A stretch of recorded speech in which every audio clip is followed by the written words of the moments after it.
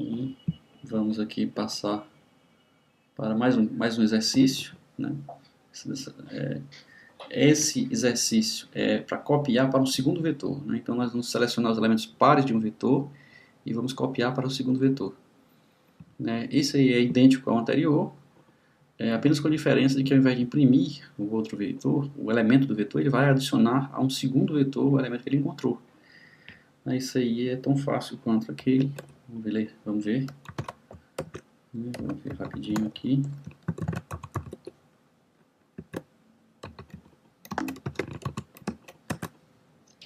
Então a primeira parte do programa é só para... Ele criou, agora aqui tem uma diferença já no comecinho, porque ele criou dois vetores, um que ele chamou de vetor e o outro que ele chamou de vetor 2. Então está aqui dois vetores que ele criou, certo? Ele pediu o número de elementos no vetor, está aqui o n, né?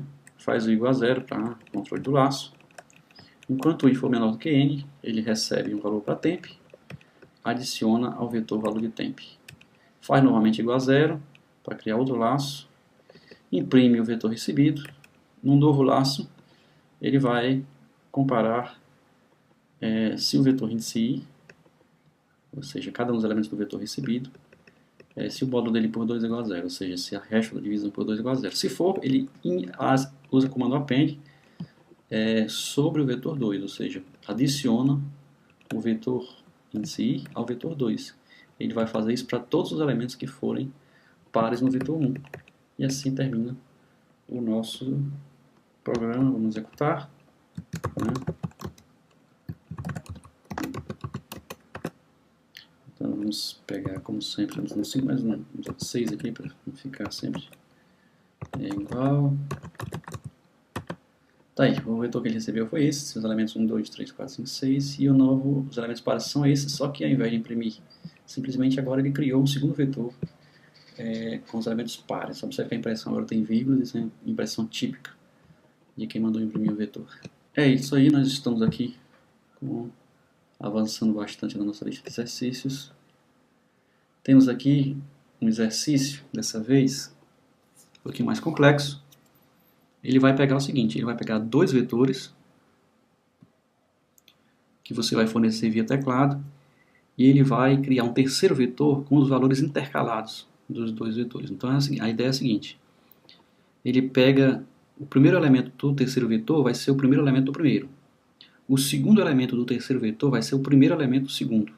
O terceiro elemento do terceiro vetor vai ser o segundo elemento do primeiro e assim por diante, até que o terceiro vetor esteja completamente preenchido com os valores dos dois vetores anteriores, dois vetores fornecidos. A dica é simples. Para que isso possa ser feito, você tem que criar três variáveis, né? Uma variável, essas variáveis que vão servir de índices para o posicionamento atual do vetor, ou seja, para dizer qual é o elemento do vetor agora que eu estou trabalhando. E dessa forma eu posso controlar de quem eu estou pegando, de onde eu estou tirando os elementos dos vetores já existentes ou onde eu estou colocando elementos no meu vetor atual. Bom, vamos dar uma olhadinha na prática aqui, para tornar essa coisa mais clara. É o nosso problema 25. Bom, primeira coisa, ele declarou os dois vetores iniciais, vetor e vetor 2. Né? Então esses vetores vão ser recebidos via teclado. Nós temos aqui o primeiro laço, o n pedindo a quantidade de elementos a ser adicionada para o vetor 1, né? Esse primeiro aqui. Aí ele recebe os elementos do vetor 1. Então aqui o while, o temp, o vetor append. Então isso aqui, esse comandinho aqui é para receber os elementos do vetor 1. Em seguida ele recebe os elementos do vetor 2. A mesma coisa, faz uma variável n2, pede os elementos do vetor 2 e faz um laço para receber esses vetores. Recebe de 1 por 1 e adiciona ao final do elemento do vetor 2. Quando chegarmos aqui nesse ponto, você tem um cursor nesse ponto, já está lá na memória do computador os dados do vetor 1 e os dados do vetor 2. Bom, agora que eu vou começar aqui a nossa lógica. Nossa lógica é simples, eu vou criar três variáveis. Né? Uma vai ser o i, outra vai ser o j, outra vai ser o k. Vou colocar em 0, 2, 3. O i vai me controlar em que posição eu estou adicionando elementos ao meu vetor 3. O j vai me controlar qual a posição do vetor 2, do vetor 1, desculpa, do vetor que eu estou utilizando para retirar elementos. E o K vai me dizer qual a posição do elemento do vetor 2 que eu estou tirando elementos. Então lembrando, o I vai me controlar onde eu estou inserindo elementos do vetor 3, o J vai me controlar de onde eu estou tirando elementos do vetor 1, e o K vai me controlar de onde eu estou tirando elementos do vetor 2. E é muito fácil, então aqui é muito simples. Eu estou pegando o seguinte, eu faço, enquanto lembre, o I controla a posição em que eu estou inserindo elementos. Então enquanto o I for menor do que o comprimento do vetor mais o comprimento do vetor 2, lembre-se, se eu vou intercalar dois vetores, o vetor final resultado dessa intercalação será o conjunto dos elementos de A e B. Somando os dois, eu vou ter que o comprimento do terceiro vetor vai ser exatamente a soma dos comprimentos dos vetores anteriores. Então, aí eu vou pegar simplesmente e vou dizer que meu I vai variar de 0 até comprimento do vetor 1 mais comprimento do vetor 2. Vamos lá.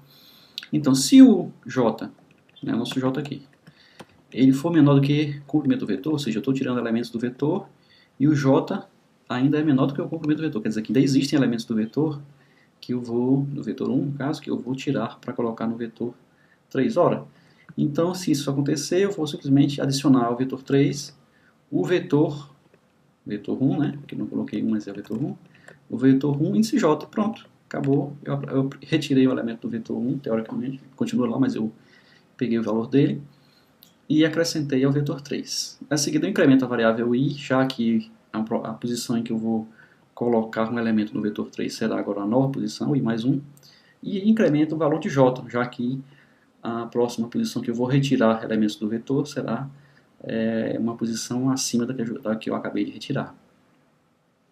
Bom, em seguida eu testo se o k, a variável k, é menor do que o comprimento do vetor 2. Se k for menor do que o comprimento do vetor 2, significa que eu ainda tenho elementos a retirar do vetor 2. Ora, então eu tenho que adicionar ao vetor 3 o elemento da posição k do vetor 2. Faço isso, incremento novamente a variável i, porque o próximo elemento que eu vou adicionar ao vetor 3 será uma posição acima, e incremento também o valor do vetor k. Por quê? Porque o próximo elemento que eu vou retirar do vetor 2 será também uma posição acima. E ele vai ficar nesse laço aqui o tempo todo adicionando elementos hora do vetor 2, hora do vetor 2, hora do vetor 2 e atualizando os valores de I, de J e de K. Quando ele terminar a execução disso aqui, o vetor 3 será exatamente a união intercalada dos vetores vetor e vetor 2, ou vetor 1 e vetor 2, como queira. Então vamos executar, ver se funciona. Esse é o nosso programa número 25. Vamos executar. Então, vamos dizer, elementos adicional não precisam ser necessariamente iguais, né? Eu posso pegar 5 elementos do vetor 1 e dizer que vai ser 1, 3, 5, 7, 9. Posso adicionar 7 elementos, ou 10, 7 elementos do vetor 2. Vou colocar aqui 2, 4, 6, 8, 10, 12, 14... E aí nós temos o primeiro vetor recebido, o vetor 1, foi 1, 3, 5, 7, 9. O segundo elemento, o vetor 2 recebido, foi 2, 4, 6, 8, 10, 12, 14. E o vetor intercalado, ó, 1 e 1, 2 do segundo aqui, vocês podem ver aqui. Vocês podem ver aqui que o 2 é o primeiro elemento do vetor 2, está aqui na segunda posição no vetor 3. Em seguida vem o 3, que é desse, vem o 4, que é de baixo, vem o 5 de cima, vem o 6 de baixo, vem o 7 de cima, o 8 de baixo, o 9 de cima, o 10 de baixo, o 12 de baixo e o 14 de baixo, uma vez que os elementos em cima acabaram no 9. Então, como vocês podem ver, o nosso programa funcionou corretamente, então vocês podem executá-lo outras vezes aí para testar com outros vetores.